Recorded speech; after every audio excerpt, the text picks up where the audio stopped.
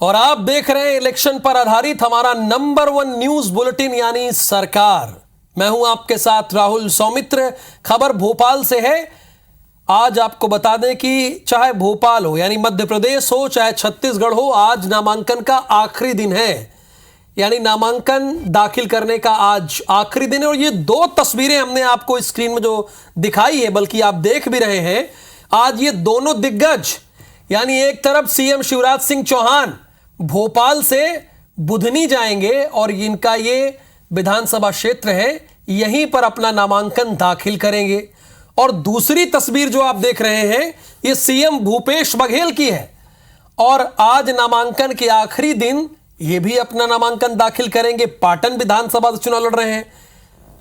मामला बड़ा दिलचस्प है। दोनों कैप्टन यानी मध्य प्रदेश के कैप्टन और छत्तीसगढ़ के कैप्टन दोनों आज अंतिम दिन, चूंकि 30 तारीख को ही अंतिम दिन है नामांकन का, इसके बाद आप नामांकन नहीं कर सकते। तो दोनों दिग्गज, दोनों अपनी अपनी टीम के कैप्टन, इस वक्त के तो कैप्टन दोनों है ही हैं, तो दोनों आज अपना नामांकन दाखिल करेंगे। और सवाल यह है, जनता के मन में भी चल रहा है कि दोनों ने आखिरी दिन ही क्यों चुना। भाई नामांकन की प्रक्रिया तो शुरू हो गई थी, लेकिन दोनों ही दिग्गज आखिरी दिन अपना नामांकन क्यों कर रहे हैं, सवाल यह भी है। हालांकि इसके पहले सीएम भूपेश बघेल और शिवराज सिंह चौहान अपने अपने कैंडिडेट के नामांकन में जाते रहे, लेकिन आज दोनों अपना नामांकन दाखिल करेंगे। तो ये दो तस्वीरें आपकी स्क्रीन पर है। सियासी मैदान पूरी तरह से सज चुका है और आज दोनों मुख्यमंत्री अपना नामांकन दाखिल करेंगे।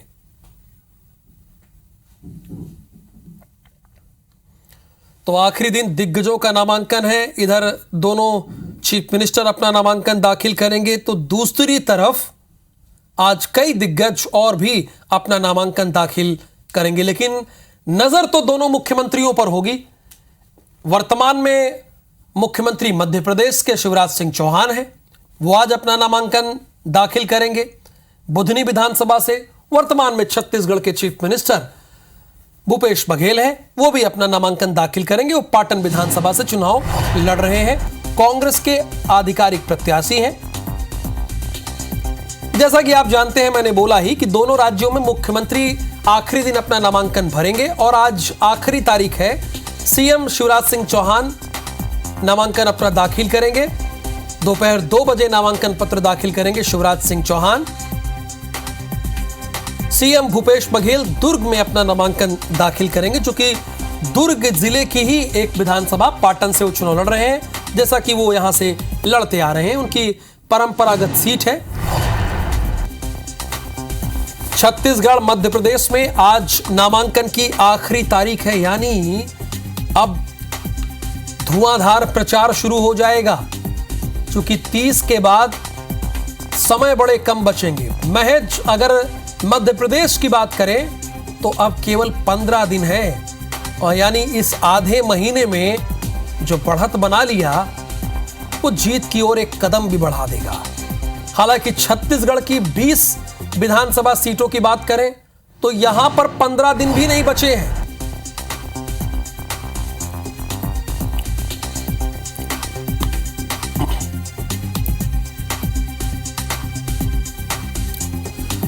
तो इस वक्त हमारी स्क्रीन पर आपको दिख भी रहे हैं 4 संवाददाता जुड़े हैं सरकार के इस मेगा बुलेटिन में। ब्रिजेश जैन से भोपाल की पूरी जानकारी लेंगे, राजेश राज को आप देख रहे हैं रायपुर से उनकी जानकारी लेंगे, और ग्वालियर में चूंकि आज अमित शाह 5 घंटे रहने वाले हैं और इस दौरान 34 विधानसभा सीटों पर पेच कसने वाले हैं, और इसके साथ ही साथ अंशुल मुकाती इंदौर से हैं। इनसे भी इंदौर के बारे में जानकारी लेंगे कि क्या स्थिति है। सबसे पहले राजेश राज, मैं आपका रुख करूंगा, आप रायपुर में हैं, अब यहां से कुछ ही किलोमीटर की दूरी है दुर्ग। आज वहां से मुख्यमंत्री भूपेश बघेल अपना नामांकन दाखिल करने वाले हैं। उनके नामांकन में कौन कौन शामिल होगा और किस तरह से भव्य बनाने की तैयारी, चूंकि रमन सिंह का जो नामांकन उन्होंने दाखिल किया था बड़े भव्य तरीके से किया था, उसमें अमित शाह भी आए थे, तो यहां क्या तैयारी की गई है?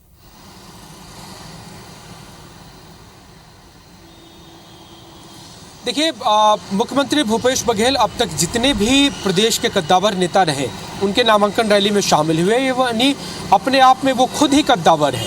और पाटन विधानसभा क्षेत्र की बात करें तो 25-30 सालों में 25 साल से वो यहाँ पे विधायक है, मंत्री, अब तो मुख्यमंत्री भी है, तो वो अपने आप में ओवरवेट है, वेटेज है और कार्यक्रम उनका काफ़ी भव्य रहने वाला है। आज वो जब पाटन विधानसभा क्षेत्र के लिए दुर्ग में नामांकन दाखिल करेंगे, दुर्ग क्षेत्र के तमाम बड़े जो मंत्री हैं, नेता हैं, वो उनके साथ शामिल हो सकते हैं, होंगे।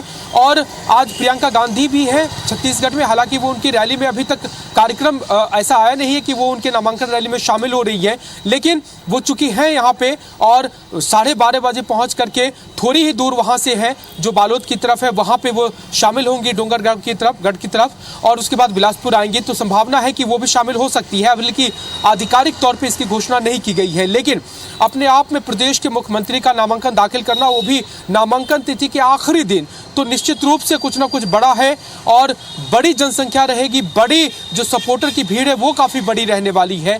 तो ये सबकी नज़र रहेगी, पूरे प्रदेश भर की मीडिया आज दुर्ग के क्षेत्र पे नज़र रखेगी, उनके नामांकन रैली पे कितनी संख्या आती है, क्योंकि शक्ति प्रदर्शन भी अपने आप में काफ़ी कुछ कह जाता है और समर्थकों की भीड़, उनका उत्साह और नेताओं की मौजूदगी, ये बहुत कुछ अपने आप में बता जाती है। तो हालांकि आज अंतिम दिन है, बहुत जगहों पे आज नामांकन दाखिल होना है, लेकिन दुर्ग उसमें सबसे अहम रहेगा, अव्वल रहेगा। रायपुर की बात करें तो रायपुर जिले के 7 विधानसभा सीटों के लिए जो बीजेपी के उम्मीदवार हैं वो आज नामांकन रैली दाखिल करेंगे, तो राजधानी में आपको पैरेलल शक्ति प्रदर्शन दिखाई देगा, जो समर्थकों की भीड़ और जो उत्साह नारे के रहेंगे वो भी दिखाने की कोशिश करेंगे कि बीजेपी जीत के लेकर के कितना आश्वस्त है। कई सारे बड़े नेता आज आपको छत्तीसगढ़ में दिखाई देंगे, तो वो भी अलग अलग संभागों में, अलग अलग जिलों में, प्रियंका गांधी की जैसे मैंने चर्चा की, वो 2 जिलों में आज चुनावी सभा आयोजित है, वहाँ पे संबोधित कर रही हैं। इसके अलावा बीजेपी के कई बड़े कद्दावर मंत्री और दूसरे प्रदेश के मुख्यमंत्री, डिप्टी सीएम से लेकर के केंद्रीय मंत्री तक छत्तीसगढ़ में है, उनका अलग अलग जगहों पे दौरा है, तो वो भी अपने आप में काफ़ी सेंटर ऑफ अट्रैक्शन, जो मीडिया के पॉइंट ऑफ व्यू से कहेंगे, वो भी होने वाला है। नामांकन आज आखिरी तिथि है, उसके कुछ आंकड़े आपको सामने रख देता हूँ। 70 विधानसभा सीटों के लिए अभी तक 474 उम्मीदवारों ने पर्चा दाखिल किया है, कुल नामांकन पत्र की संख्या 740 है। आज अंतिम है, तो जितने सारे लोग चुनाव लड़ने के इच्छुक हैं, चाहे वो राजनीतिक दल के घोषित प्रत्याशी हो या फिर निर्दलीय प्रत्याशी हो, सभी अपना नामांकन दाखिल करेंगे। 31 को स्क्रूटनी आवेदन की 2 तारीख तक में। आपने इतनी सारी जानकारी रख दी, आपने पूरे रायपुर और छत्तीसगढ़ के समीकरण को बता दिया, अब लोगों को गूगल की मदद भी नहीं पड़ेगी, आपने सब कुछ बता दिया। अब ब्रिजेश, मैं आपसे जानना चाहूंगा कि भोपाल में कौन कौन नामांकन भर रहा है, लेकिन उससे ज्यादा मध्य प्रदेश की जनता यह जानना चाहती है कि आज शिवराज सिंह चौहान भी अपना नामांकन दाखिल कर रहे हैं, उसके बारे में जो भी आपको जानकारी हो, कौन कौन उसमें सम्मिलित होगा, वो सारी जानकारी आप हमारे दर्शकों तक पहुंचाइए।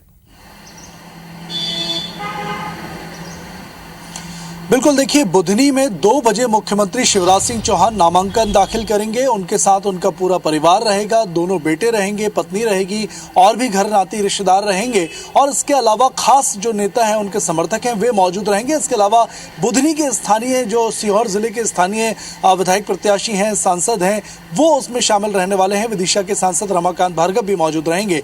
तो एक रैली जो है वो लगभग 2 किलोमीटर की बुधनी में निकाली जाएगी। पूरे शहर के एक कोने से बुधनी निकालने के बाद एसडीएम कार्यालय में ठीक 2 बजे मुख्यमंत्री शिवराज सिंह चौहान पहुंचेंगे और अपना नामांकन पत्र दाखिल करेंगे। हालांकि इसके बाद किसी तरह की कोई सभा या उद्बोधन नहीं रखा गया है और कोई बड़े दिग्गज नेता भी शामिल नहीं हो रहे हैं, लेकिन स्थानीय जो नेता हैं वे तमाम लोग मुख्यमंत्री शिवराज सिंह चौहान के साथ 1 बजे से जो यात्रा शुरू होगी, रैली शुरू होगी, उसमें शामिल रहेंगे। इसके अलावा अगर हम भोपाल की बात करें तो भोपाल की 7 विधानसभा क्षेत्र जो सीटें हैं उसमें कांग्रेस बीजेपी के सभी उम्मीदवारों ने नामांकन दाखिल कर दिया था। सिर्फ 2 सीटें जो हैं भोपाल की दक्षिण पश्चिम, जिस पर भगवान दास सवनानी आज नामांकन दाखिल करेंगे, बीजेपी के उम्मीदवार ये हैं, और दूसरा भोपाल की जो उत्तर की सीट है वहां से आलोक शर्मा बीजेपी उम्मीदवार हैं, ये आज अपना नामांकन दाखिल करेंगे। इसके अलावा कई निर्दलीय उम्मीदवार लड़ना चाह रहे थे कांग्रेस बीजेपी से, बगावत उन्होंने भोपाल से की है, चाहे वो नासिर इस्लाम हो, आरिफ अकील हो, या फिर राम भाई मेहर हो, विष्णु विश्वकर्मा हो, जितेंद्र डागा हो।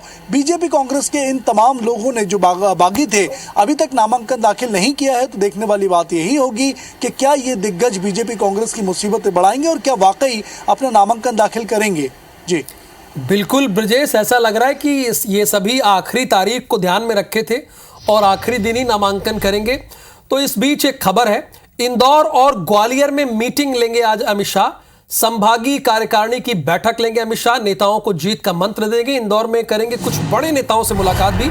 इंदौर से ग्वालियर के लिए रवाना हो जाएंगे अमित शाह। अमित शाह दोपहर 2 बजे ग्वालियर भी पहुंचेंगे। ग्वालियर चंबल की, जैसा कि मैंने आपको बताया, कि सभी सीटों की वो समीक्षा करेंगे। क्योंकि ग्वालियर और चंबल का जो चुनाव है वो बड़ा दिलचस्प है। ग्वालियर चंबल ने ही 2018 की सरकार को बदल कर रख दिया था। बूथ के कामों पर भी नेताओं से पूछताछ होगी। नरेंद्र सिंह तोमर, सिंधिया समेत बीजेपी के नेता मौजूद रहेंगे। शाम 7 बजे तक ग्वालियर में रहेंगे। यानी नासिर गौरी तकरीबन 5 घंटे से ऊपर का कार्यक्रम है अमित शाह का। तो आप हमारे दर्शकों को यह जानकारी दीजिए कि इस दौरान किन किन जगहों पर बैठक लेंगे, कहां कहां जा रहे हैं और क्या उनका शेड्यूल है।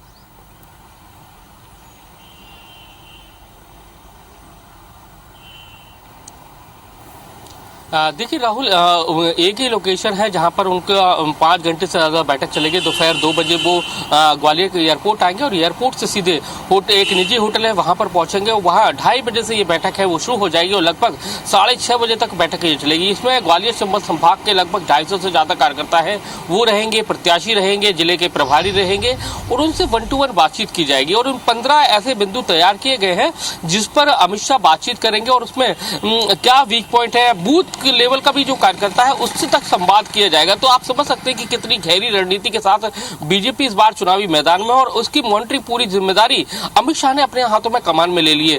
तो आप समझिए कि 5 घंटे तक 1-to-1 मुलाकात हो रही है। उसमें ज्योतिरादित्य सिंधिया रहेंगे, नरेंद्र सिंह तोमर रहेंगे और उनके साथ ही गृह मंत्री अमित शाह रहेंगे। तो वो एक एक सीट पर बिंदुवार चर्चा करेंगे। 15 ऐसे बिंदु सिलेक्टेड किए गए हैं जिसमें बूथ से लेकर शक्ति और पन्ना प्रमुख, उन सभी जो प्रमुख है उन लोगों से बातचीत की जाएगी, उनसे एनालिसिस किया जाएगा अभी तक की क्या स्थिति है और क्या वीक पॉइंट नजर आता है और आगे क्या करना है। इस तरह के फीडबैक लेने के बाद फिर अमित शाह अपना बताएंगे कि किस तरह से आपको और आगे बढ़ना है, किस तरह से उनको, क्योंकि हम देखा जाए तो ये विधानसभा चुनाव नहीं है बल्कि विधानसभा चुनाव के जरिए लोकसभा चुनाव की तैयारी है। और उसी को लेकर ग्वालियर चंबल संभाग बहुत ज्यादा अहम है क्योंकि 34 विधानसभा सीटें बहुत ज्यादा अहम है और यहीं से कहा जाता है कि मध्य प्रदेश की सत्ता का रास्ता तय होता है। और यहाँ पर बड़े छत्रप भी है क्योंकि केंद्रीय मंत्री नरेंद्र सिंह तोमर, ज्योतिरादित्य सिंधिया, नरोत्तम मिश्रा के साथ कई बड़े नाम है और सबसे ज्यादा ये बगावत के स्वर भी यहीं से निकले क्योंकि जो पूर्व मंत्री थे उनको पार्टी ने टिकट नहीं दिया तो वो दूसरे खेमे में शामिल हो गए। हाथी की सवारी कर ली किसी ने तो कोई समाजवादी पार्टी की साइकिल पर सवार हो गया। तो कहीं ना कहीं पार्टी भी डैमेज हुई है। उसको ऐसा लगता है कि अगर और नासिर अगर देखें जो आपका ग्वालियर चंबल इलाका है, सबसे ज्यादा बगावत यहीं पर देखने को मिली है जो इस बार देखने को मिला, चाहे बीजेपी हो या कांग्रेस हो। बिल्कुल जाहिर देखिए राहुल, सबसे बड़ी बात यह कि बगावत तो बीजेपी चलो सहन कर जाएगी, उसको निपट लेगी, लेकिन जो भीतरघात है उससे निपटना बहुत मुश्किल है क्योंकि अभी भीतरघात शब्द माने बागी से बड़ा शब्द हो गया भीतरघात।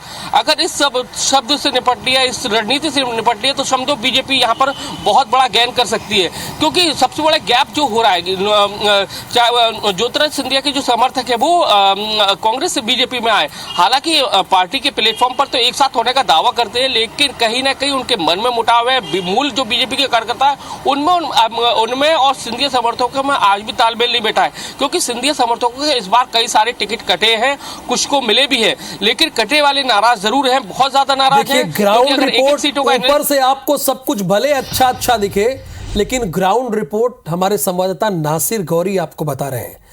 अब भले ही गले तो मिल लिए लेकिन दिल अभी भी नहीं मिले ज्योतिरादित्य सिंधिया के समर्थक और भारतीय जनता पार्टी के समर्थक, उनमें अभी भी खींचतानी है। इसीलिए नासिर गौरी ने कहा कि भीतरघात, बगावत तो छोड़िए एक किनारे रख दीजिए, पर भीतरघात से कैसे निपटा जाए इसी को समझने के लिए और ये आगे ना बढ़ पाए अमित शाह आ रहे हैं।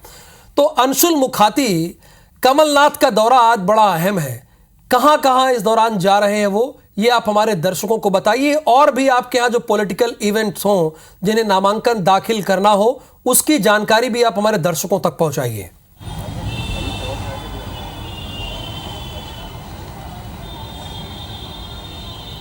बिल्कुल राहुल, आपको बता दूं कि सबसे बड़ा अपडेट तो यही है कि अमित शाह देर रात इंदौर पहुंचे थे और फिलहाल अमित शाह जो है वो इंदौर में ही है और यहाँ पर कार्यकर्ताओं को जीत का मंत्र भी अमित शाह देंगे। हालांकि उनकी एक बड़ी बैठक जो है वो कार्यकर्ताओं के साथ होना थी, लेकिन वह निरस्त हो गई है। इसके बावजूद भी बीजेपी के बड़े नेताओं से अमित शाह जो है वो यहाँ पर मुलाकात कर सकते हैं। वहीं दूसरी ओर कांग्रेस का भी जो आज एक महत्वपूर्ण इवेंट है वो यह है कि इंदौर में नामांकन रैली है और सभी प्रत्याशी जो हैं बड़ी संख्या में अपने अपने इलाकों से एकत्रित होकर कमलनाथ के साथ कलेक्टर कार्यालय तक जाएंगे और वहां पर बी फॉर्म जमा करेंगे। कमलनाथ जो है वो इंदौर पहुंचेंगे लगभग 10:30 बजे। कमलनाथ जो इंदौर पहुंचेंगे, यहाँ पर अहिल्या प्रतिमा पर माल्यार्पण करने के बाद नामांकन रैली के रूप में वे कलेक्टर ऑफिस तक जाएंगे और वहां पर एक बड़ी सभा भी आयोजित की गई और उस सभा को कमलनाथ संबोधित भी करेंगे। आपको मैं बता दूं राहुल कि इंदौर जो है चुनाव में सबसे महत्वपूर्ण केंद्र जो है वो बन चुका है, क्योंकि मालवा निमाड़ का जो महत्वपूर्ण केंद्र है उसे इंदौर माना जाता है। 66 सीटें हैं और इन 66 सीटों पर सबसे अधिक सीटें जो जीतेगा वही प्रदेश में सत्ता भी हासिल करेगा। ये पिछले हर चुनाव का ट्रेंड भी रहा है। 2018 में भी कांग्रेस जो है 35 सीटें जीती थी मालवा निमाड़ में और उसके बाद उसने प्रदेश में सरकार बनाई थी। यही कारण है कि एक और जहां बीजेपी अपना फोकस मालवा निमाड़ को रख रही है, तो वहीं कांग्रेस जो है वो भी अपने पिछली जो सीटें हैं उसमें बढ़त बनाने के प्रयास में जो है यहाँ पर लगी हुई है और इसीलिए पूर्व मुख्यमंत्री कमलनाथ जो है वो आज इंदौर पहुंच रहे हैं। साथ ही बीजेपी के भी बड़े नेता जो हैं, जिसमें कैलाश विजयवर्गीय सबसे चर्चित नाम है, प्रदेश की सबसे हॉट सीट से वो चुनाव लड़ रहे हैं, संजय शुक्ला के सामने वो मैदान में है, वो भी आज अपना नामांकन दाखिल करेंगे। उनके नामांकन में उम्मीद जताई जा रही है कि वीडी शर्मा जो है वो भी शामिल हो सकते हैं और बड़ी संख्या में बीजेपी कार्यकर्ताओं के साथ राजबाड़ा से रैली निकाली जाएगी और कलेक्टर कार्यालय पर कैलाश विजयवर्गीय जो है वो बीजेपी के अन्य प्रत्याशियों के साथ अपना नामांकन भी भरने के लिए जाएंगे। सबसे महत्वपूर्ण सीट जो है वो बीजेपी की यही मानी जा रही है, क्योंकि सबकी निगाहें इस पर टिकी हुई है। मालवा निमाड़ का सबसे चर्चित चेहरा जो है वो कैलाश विजयवर्गीय को माना जाता है। 3 बड़े अपडेट दिए। एक तो अमित शाह जो कि देश के गृह मंत्री हैं, अभी भी यहीं पर है। दूसरे, आज कैलाश विजयवर्गीय अपना नामांकन दाखिल करेंगे और कमलनाथ जो कि पीसीसी चीफ हैं, पूर्व मुख्यमंत्री हैं, आज वो नामांकन रैली में शामिल भी होंगे। तो मध्य प्रदेश से अगर ओवरऑल देखा जाए तो अब तक यानी 1548 लोगों ने अपना नामांकन दाखिल कर दिया और शायद आखिरी दिन ये रिकॉर्ड भी टूट जाए। थैंक यू सो मच, सभी का बहुत बहुत शुक्रिया इस पूरी जानकारी के लिए।